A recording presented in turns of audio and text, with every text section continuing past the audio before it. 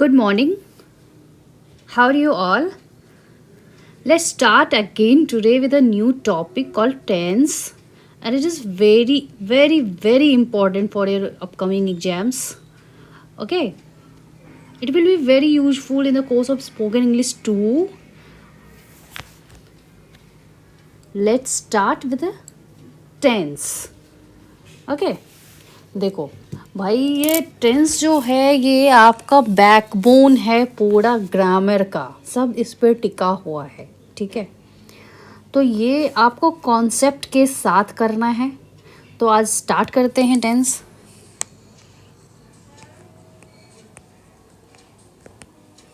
Tense, अब tense है क्या, ये आप बचपन से पढ़ते आए हो, टेंस ये है, पर रटते आए हो साथ में कि ये है ना ऐसा कि इंडेफिनिट है, तो आप रूल याद करते थे, जिस सेंटेंस के लास्ट में ता ती ये सब हो वो इंडेफिनिट होता है। ऐसा कुछ नहीं है। ये जैसे मैथमेटिक्स आप पढ़ते हो कॉन्सेप्ट के साथ, वैसे हम टेंस पढ़ेंगे कॉन्सेप्ट के साथ। ओके, तो टेंस है क्या, पहले तो ये बताओ मुझे, टेंस है क्या? देखो, टेंस समझने के लिए ना, तो आप टेंस का बता देते हो कि भाई टाइम या एक्शन, ये सुनते के साथ, टेंस सुनते के साथ आपके दिमाग में ये आता है। कई बच्चों के दिमाग में तो सीधा ये आ जाता है कि पास्ट, प्रेजेंट, फ्यूचर, ये सब टेंस है। तो मतलब क्या है? आप कभी कहीं पे एक्शन भी आ रहा है, कहीं पे टाइम भी आ रहा है, तो वो है क्या? तो देखो, टाइम ऑफ एक्शन, आप सिंपली से बोल सकते हो time of action. Time of action, okay. Time होता है, तो टाइम क्या होता है ये सोचा है कभी? देखो, टाइम को डिवाइड किया नहीं जा सकता है, फिर भी हम उसे बांटते हैं, है ना? तो क्यों बांटते हैं, उसकी ज़रूरत क्या पड़ी? तो कोई भी टाइम जो होता है ना, वो अपने आप में हमेशा प्रेजेंट होता है। ठीक है, आप अभी पढ़ रहे हो, प्रेजेंट है, कुछ पल के लिए ठहरेगा और ये प्रेजेंट जो है वो पास्ट बन जाएगा। ठीक है, आपकी क्लास एंड होएगी, आप फिर बोलोगे कि क्लास ख़त्म हो चुकी है ना? वो फिर आपका पास्ट बन जाए। आज का दिन आपका क्या है? प्रेजेंट है। और जब ये कल आप बात करोगे तो क्या बोलोगे? तो आज का दिन ही पास्ट बन गया। ठीक है, तो प्रेजेंट के बेस पे प्रेजेंट ही आपका पास्ट होता जाता है, और प्रेजेंट के बेस पे ही फ्यूचर बनता है। ठीक है, फ्यूचर का समय कुछ सच नहीं होता, वो इमेजिनेशन होती है आपकी। फ्यूचर अनसर्टेन होता है। ओके, तो आपका जो है ये प्रेजेंट,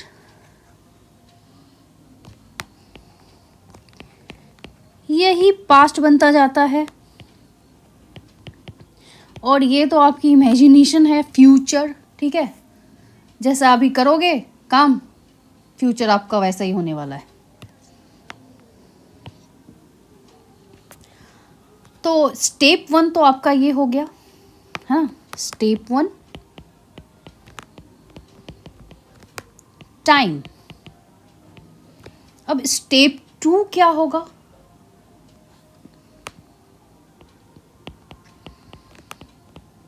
देखो, टाइम एंड एक्शन का ही कॉम्बिनेशन आपका टेंस है पूरी तरह। ओके, अब स्टेप 2 क्या होगा? तो एक्शन। अब एक्शन के भी टाइप्स होते हैं। जैसे आप अभी पढ़ रहे हो, क्लास ख़त्म हो जाएगी तो आप पढ़ चुके होगे, आप कंप्लीट हो चुकी है, वो एक्शन कंप्लीट है। अभी आपका कॉन्टीन्यूअस एक्शन है। ठीक है, और अगर 10 मिनट की क्लास आपकी बीत गई, तो वो कुछ पार्ट जो है, मतलब आपके वर्क का कुछ पार्ट जो पार्शियली कंप्लीटेड होगा, तो कुछ पार्ट वो परफेक्ट है। ठीक है, उतना काम हो चुका है, और आगे और आपकी क्लास कंटिन्यू रहेगी, तो वो क्या कहलाता है? Perfect continuous. तो यहाँ कुछ भी आपको रटने की ज़रूरत नहीं है। ठीक है, वो जो आप याद करते थे ना कि रहा है, रही है, ये रहेगा तो फिर कॉन्टिन्यूअस प्रोसेस हुआ, चुका है चुकी होगी तो होगा तो परफेक्ट प्रोसेस होगा। रटने की ज़रूरत है ही नहीं, ठीक है। तो आपका जो कॉन्टिन्यूअस प्रोसेस है, ठीक है, और परफेक्ट प्रोसेस है। कॉन्टिन्यूअस प्रोसेस में आपका काम चल रहा है, अभी भी हो रहा है, आप अभी पढ़ रहे हो, ठीक है। और ये कॉन्टिन्यूअस प्रोसेस ऐसा नहीं है कि आप आजीवन पढ़ते ही रहोगे। ये क्लास क्या आपकी आजीवन चलेगी? नहीं, आपकी ये क्लास अभी लगा लो 1 घंटे आधे घंटे में ख़त्म हो जाएगी, है ना। तो कॉन्टिन्यूअस प्रोसेस हमेशा टेम्पररी होता है, कभी भी वो परमानेंट नहीं, एक्शन नहीं होगा। तो आपके ये समझ आ गया कॉन्टिन्यूअस प्रोसेस। अब परफेक्ट प्रोसेस वो होता है जो हो चुका है, कंप्लीट हो चुका है, कंप्लीटेड एक्शन, ठीक है। आप उसको परफेक्ट प्रोसेस बोलते हो। जैसे देखो, एक एग्जांपल लो, आपकी क्लास चल रही है, टोटल 1 आवर की है। 10 मिनट आप पढ़ चुके हो, ठीक है, 10 मिनट पढ़ चुके हो। उसके बाद की क्लासेस बाकी है। इतनी क्लासेस जो हैं आपकी, ये कंप्लीट हो गई है ना, इसमें कुछ ना कुछ सीखे हो ना।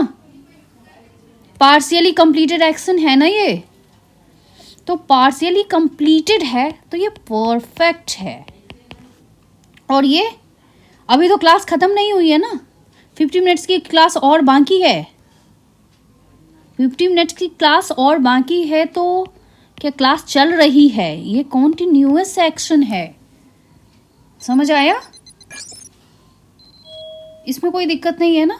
तो आप इसे ही बोलते हो परफेक्ट कॉन्टिन्यूअस। अब आपके दिमाग में आता होगा कि ठीक है, इतना तो ठीक है, परफेक्ट कॉन्टिन्यूअस ये सब तो सही है, पर इंडेफिनिट भी तो होता है, हैं? इंडेफिनिट भी तो होता है, उसका क्या? तो ये एक्शन का कोई रूप नहीं है इंडेफिनिट प्रोसेस। ये आपको एक्शन के का जो है ना वो इन्फॉर्मेशन देता है, ठीक है। मतलब एक्शन किस नेचर का है वो इन्फॉर्मेशन आपको देता है, ठीक है। तो इनडेफिनिट प्रोसेस जो है वो बस इन्फॉर्मेशन देता है आपको एक्शन के बारे में, ओके। इनडेफिनिट प्रोसेस आपको इन्फॉर्मेशन देगा अबाउट एक्शन, ठीक है, किस नेचर का एक्शन है इसके बारे में आपको इन्फॉर्मेशन देगा ये। चलो स्टेप 3,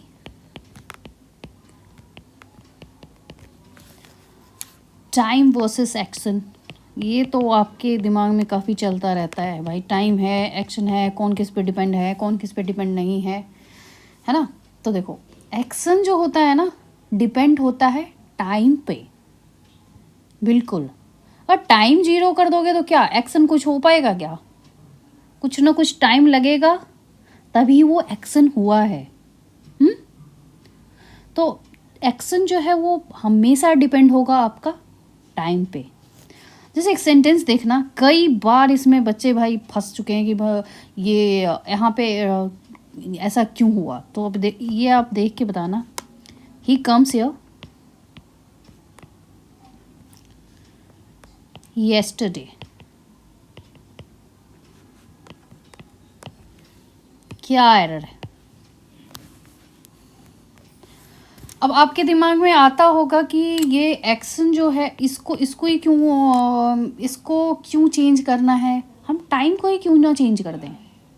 नहीं, टाइम चेंज नहीं होगा, टाइम के अकॉर्डिंग एक्शन चेंज होगा यहाँ पे, ठीक है।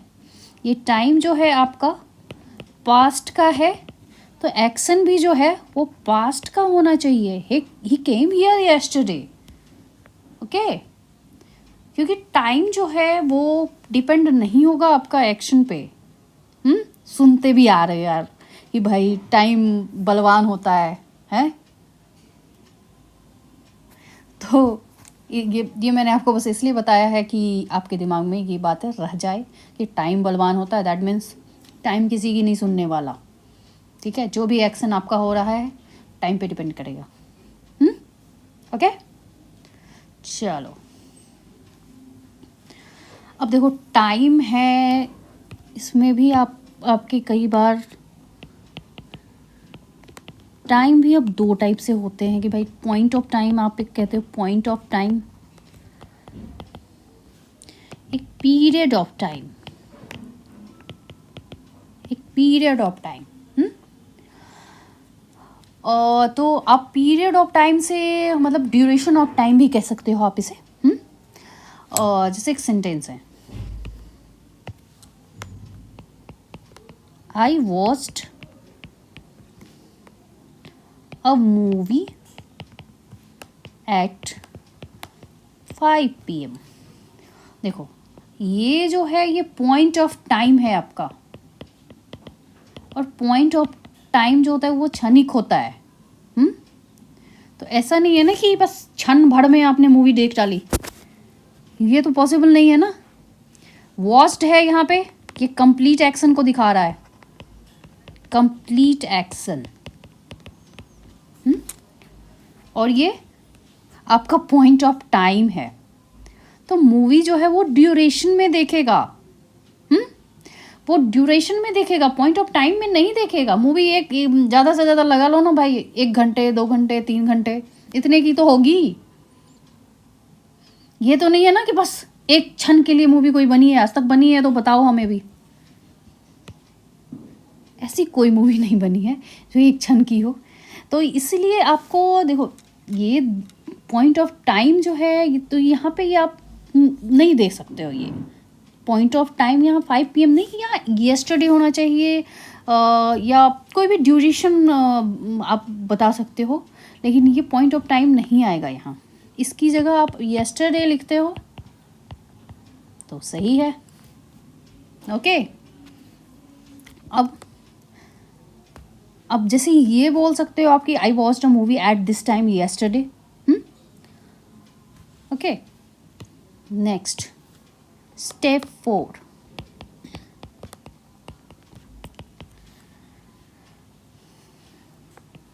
अब आप कई बार देखते हो कि वर्ब का फर्स्ट फॉर्म, वर्ब का सेकंड फॉर्म, वर्ब का थर्ड फॉर्म, इसको लेके कन्फ्यूजन रहती है आपको कि ये कैसे डिपेंड करेगा। टेंस में तो इसका बहुत बड़ा रोल है।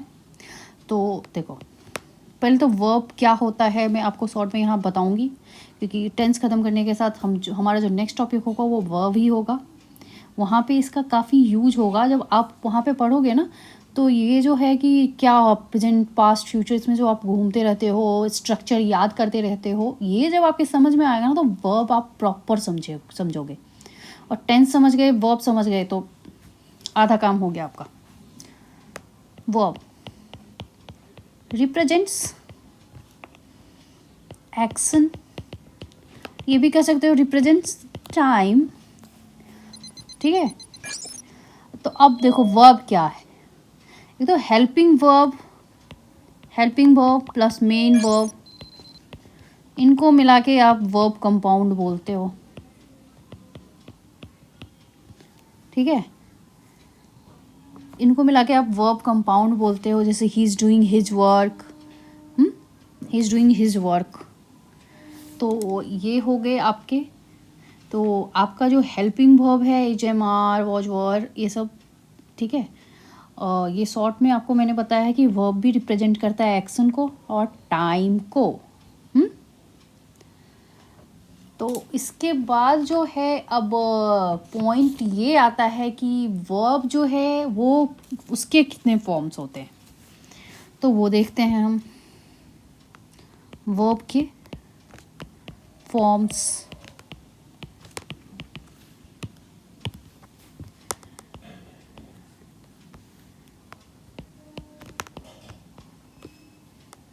अब देखो इसको V4 कभी मत बोलना, ठीक है। V1 + ING,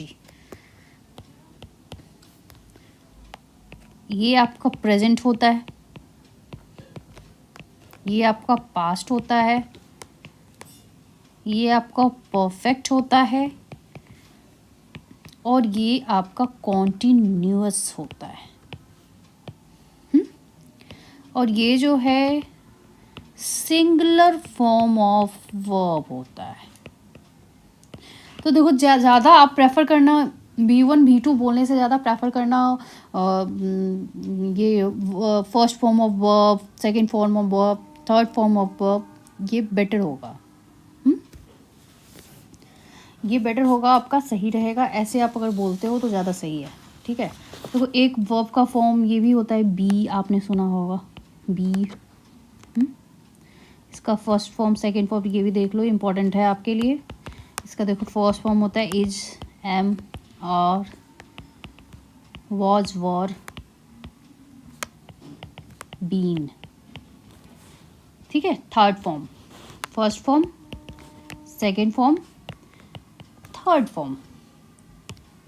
तो ये जो आप बीन लगाते हो ना, कभी सोचा कि बीन कहाँ से आया? बीन कहाँ से आया, क्यों आया, कभी सोचा है आपने? तो परफेक्ट एक्शन आप दिखाते हो ना, जैसे बोलते प्रेजेंट परफेक्ट कॉन्टिन्यूअस। तो ये सब देखो कहीं ना कहीं आ रहा है सेंटेंस में, कुछ तो लॉजिक है उसके पीछे और कॉन्सेप्ट है, ऐसे ही कुछ भी नहीं आ जाता है। ओके, वर्ब की जोड़ी जो बनती है भाई टेंस के साथ, वो जब आप फिर वर्ब पढ़ोगे तो वो बेटर समझोगे। अब स्टेप 5,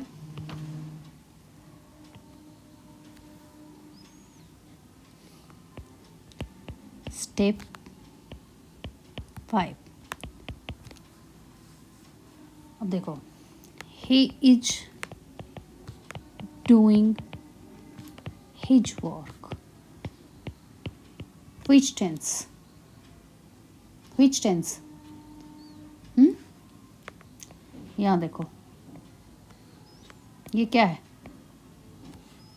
V1 कॉन्टिन्यूस,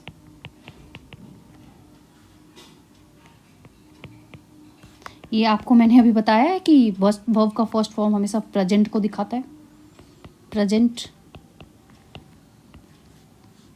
तो ये B1 है, ये आपका कॉन्टिन्यूअस है, ये हेल्पिंग वर्ब है, मेन वर्ब है, इनका कॉम्बिनेशन हुआ तो ये टेंस आपका बन गया प्रेजेंट कॉन्टिन्यूअस। तो एक बात बताओ, ये रटने की ज़रूरत है आपको? अगर आपको वर्ब का ये वर्ब जो मैंने आपको बी बताया है उसका फॉर्म पता है, और ये आपको V1 प्लस ING ये पता है, तो आपको रटने की ज़रूरत पड़ी कि ये इसका स्ट्रक्चर क्या होगा? नहीं ना। वर्ब की जोड़ी बनी, टेंस बन गया। तो ये प्रेजेंट कॉन्टिन्यूअस टेंस है, ठीक है। एक और देखना आप एग्जाम्पल, देखो ये बिल्कुल बेसिक मैं अभी बता रही हूँ टेंस कैसे काम करता है। आप जो बार बार आपके सेंटेंस में आता है प्रेजेंट पास्ट, इससे मैं आपको अवेयर करा रही हूँ, ठीक है। बाकी जो है आपके जो exam view point of view से इम्पोर्टेंट है, ये समझोगे तभी आगे समझोगे। नेक्स्ट, अब देखो एक सेंटेंस और देखो आप, they have done their work. अब इसमें बताओ आप,